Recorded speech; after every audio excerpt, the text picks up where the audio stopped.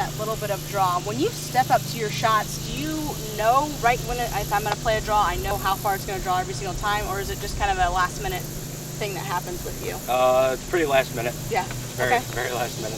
Well, have you heard of any visualization or know of anything visually that you've done with your golf game before? Not much. Okay. Pretty much just look at the flag and go from there. Okay. We'll do a couple little visualization things for you. So what I'd like for you to do is I'd like for you to step behind the golf ball. Okay. Okay, so we're going to pretend that there's an imaginary box right here. Okay, this is once you're in this zone, you are totally ready to hit the golf ball. Once you're outside of that zone, this is where you're going to be doing a little bit of visualization.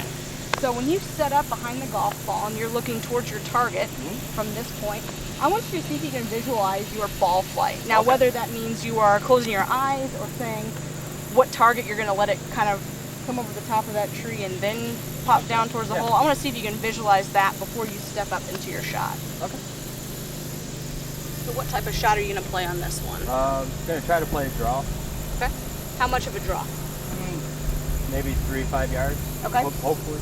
So where are you going to start it at? Just to the right of the yellow flag. About that bushy pine tree. Okay.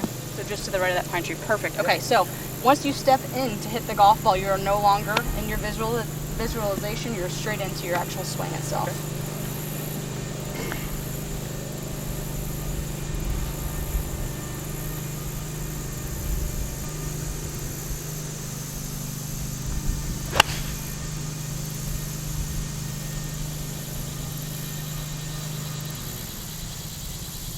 How was that for contact-wise ball flight? Good. Okay. Pretty close. Started a little bit right of your target line, but Yeah. now visually, did you actually see that ball flight beforehand? Once you say, okay, I'm stepping behind it, do I actually see that ball flight? I did. Okay. I did. Awesome. So what I'll have you do is I'd have you pick a golf course. Doesn't have to be anything that you as long as you know what the course looks like. Okay, it doesn't have to be something that's outlandish, but something that you know pretty well. You're going to play 9 holes. Okay. Okay. What you would do is you're stepping up behind each golf ball. Okay, so you're going to start with your driver. If you're hitting your driver on the first hole, you're going to visualize that on the actual practice range itself. So if I know between my red flag, my yellow flag, that's going to be the fairway, what type of shot do I want to play for that drive? Okay, so you're going to play a nice little draw like you usually do. Okay.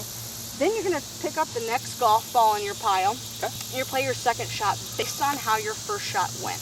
Okay. So if your first shot you wanted to play a draw and you push it a little bit out to the right, okay, then you're going to say, okay, I didn't hit it as well as I could have. Maybe my next shot is going to be a 6-iron into the hole. So you grab a 6-iron from your bag and play in from there until you get to the green. Okay. Okay. If the 6-iron doesn't go well, you can go to the short game area. Yeah. Grab a wedge with you, head over to the short game area, hit your chip, and then putt it from there, depending on how close you feel like the chip was. Okay. Okay. Keep score. It's a great way for you to, especially if you're going to play. I know you played in a couple. If you have a tournament coming up, you know the course pretty well.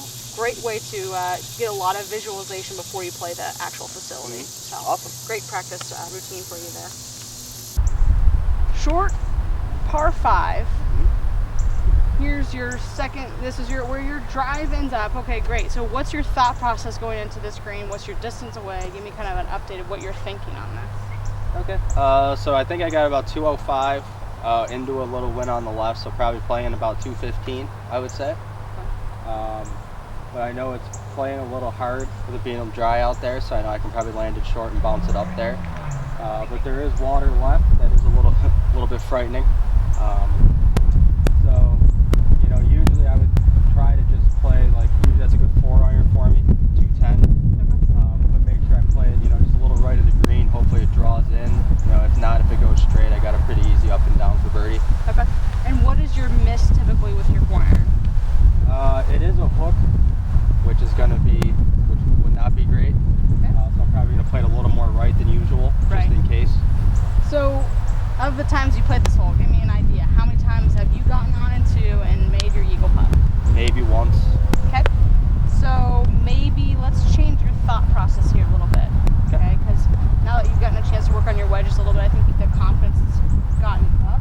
Let's get you into a distance, and I'll let you hit 2 different shots here. Okay. So I'm gonna let you go ahead and hit your 4-iron as if you were, so we can